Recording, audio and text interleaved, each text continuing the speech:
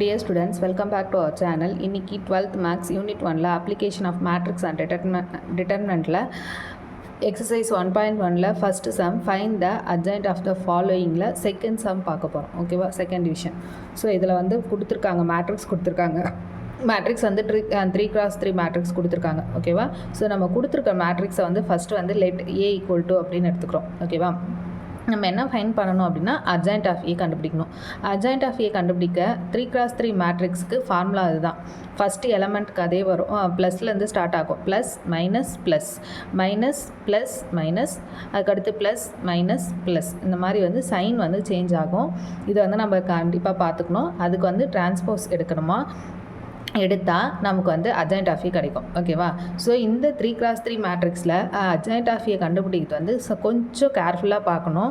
நம்ம வந்து நான் தனியாக போட்டிருக்கேன் M11 அப்படின்னா மேட்ரிக்ஸில் first row first column eliminate பண்ணிவிட்டு மீதி என்ன இருக்கோ அதை டிட்டர்மினன்ட் பண்ணி வர்றது தான் ஆன்சர் M11 அப்படின்றத.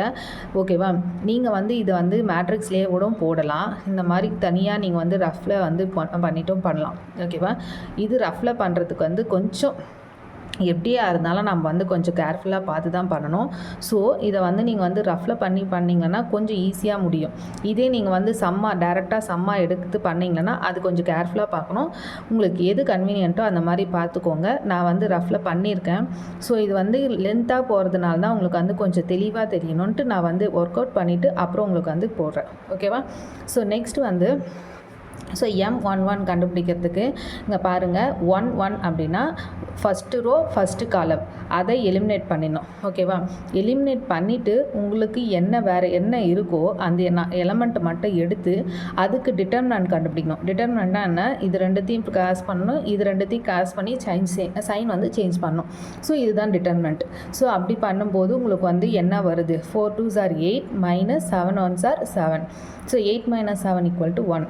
ஓகே, ஸோ நெக்ஸ்ட் அதே மாதிரி M12 அப்படின்னா என்னென்னா, M12 அப்படின்றது வந்து என்னன்னு பாருங்கள், first row second column eliminate பண்ணோம். ஓகேவா, செகண்ட் காலம் எலிமினேட் பண்ணி உங்களுக்கு வந்து என்ன இருக்கோ அதுதான் வந்து அதுக்கு மீதி என்ன இருக்கோ அதை வந்து டிட்டர்மினன்ட் பண்ணணும். ஸோ அதே மாதிரி தான் first row third column eliminate பண்ணிவிட்டு M13 கண்டுபிடிக்கணும்.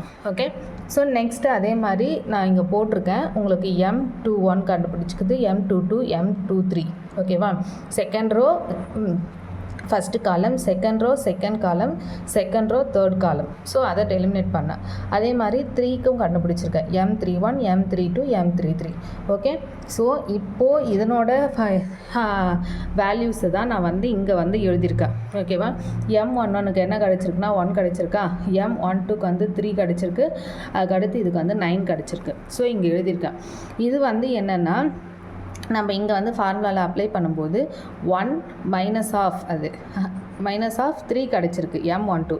ஸோ -, இந்த ஃபார்முலாவில் மைனஸ் இருக்குல்ல, எப்போவுமே பாசிட்டிவ்லேருந்து ஆரம்பிட்டோம். பாசிட்டிவ் நெகட்டிவ் பாசிட்டிவ் அப்படின்ட்டு லைனாக நீங்கள் தான் ஞாபகம் வச்சுக்கணும். அது வந்து டிரான்ஸ்போஸ் எடுக்கணும் அப்படின்றது, டிரான்ஸ்போஸ் எடுக்கணும். இதுக்கு அடுத்து வந்து நம்ம இந்த சைனை வந்து உள்ளே மல்டிப்ளை பண்ணி என்ன வருதோ அதை தான் நான் இங்கே எழுதியிருக்கேன். அதுக்கு அடுத்து நெக்ஸ்ட்டு வந்து அட்ஜாயிண்ட் ஆஃப் ஏ என்னென்னா இங்கே வந்து டிரான்ஸ்போஸ் எடுக்கணும்ல. ஸோ டிரான்ஸ்போஸ் எடுக்க வந்து எனக்கு இந்த மேட்ரிக்ஸ் கிடச்சிது. ஓகேவா, ஸோ இதுதான் அட்ஜாயிண்ட் ஆஃப் ஏ. ஓகேவா, சம் என்னமோ இந்த நீட் மட்டும்தான். ஓகேவா, பட் ஆனால் இது வந்து இந்த ஒர்க் அவுட் பண்ணுறது வந்து கொஞ்சம் கேர்ஃபுல்லாக பார்த்து ஒர்க் அவுட் பண்ணோம், அதுதான். மற்றபடி இந்த சம் வந்து வெரி ஈஸி. அட்ஜாயிண்ட்டில் வந்து கண்டிப்பாக ஒரு சம் கேட்பாங்க, இம்பார்ட்டன்ட் சம். Okay, thank you.